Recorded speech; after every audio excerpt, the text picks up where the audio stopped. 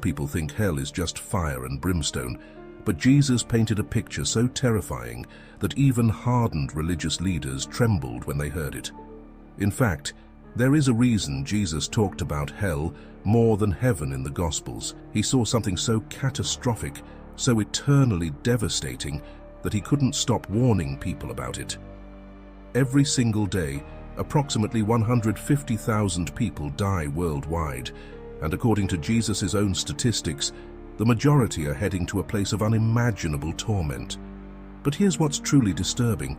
Many of these people heading to hell are also those who once sat in church.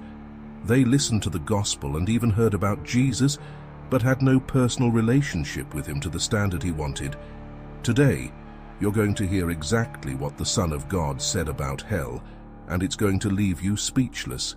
From the moment someone takes their final breath and their soul separates from their body, if they haven't accepted Jesus Christ as their Lord and Savior, they immediately find themselves in a place that is so terrible that no words can describe. In Luke chapter 16, verses 19 to 31, Jesus tells the story of the rich man and Lazarus. This isn't a parable. Jesus uses actual names and describes real events. When the rich man dies, he immediately finds himself in hell, and the first thing he experiences is torment in flames. But notice what he says, "I am tormented in this flame." The Greek word Jesus uses here is basanizo, which means to torture, to vex with grievous pains, to torment. This is the same word used to describe the most severe forms of physical and mental anguish. The rich man isn't just uncomfortable, he's experiencing torture that never ends. Think about the worst pain you've ever felt in your life. Maybe it was a broken bone, kidney stones, or the agony of losing someone you loved. Now imagine that pain multiplied by 1,000 and never stopping. No relief, no medication, no unconsciousness to escape into. That's just the beginning of what Jesus described, but here's where it gets even more horrifying. The rich man begs Abraham to send Lazarus to dip his finger in water and cool his tongue because he's tormented in the flame. 1 drop of water. That's all he's asking for. Just one tiny drop to provide a moment's relief from the burning agony. And the answer is no. Abraham explains that there's a great gulf fixed between heaven and hell, and no one can cross over. This reveals something absolutely chilling about hell. It's not just the physical torment, it's the complete and eternal hopelessness. In this life, no matter how bad things get, there's always the possibility that tomorrow might be better. In hell, there is no tomorrow. There isn't even a clock to tell you what time it is. On earth, you can in most cases share your worries with 1 or 2 people, and you feel better.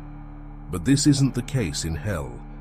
There's only the crushing realization that this torment will never end. Jesus didn't stop there. In Matthew chapter 8, verse 12, he described hell as outer darkness where there will be weeping and gnashing of teeth. Outer darkness describes a darkness so complete, so absolute, that it's beyond human experience. This isn't just the absence of light. It's a darkness that can be felt, that presses in on you from every side. Imagine being trapped in absolute blackness, so dark that you can't see your own hand in front of your face, while simultaneously being consumed by flames. It's so dark that you can't even see what your next neighbor is going through.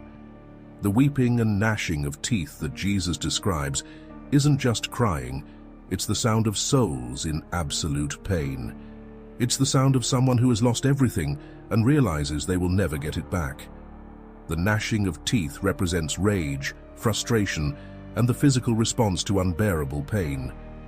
But perhaps the most terrifying aspect of Jesus' description is found in Mark chapter 9, verses 43 to 48, where he repeatedly uses the phrase, "where their worm dieth not, and the fire is not quenched."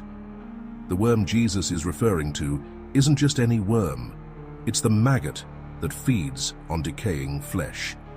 In hell, these worms never die, and they never stop consuming.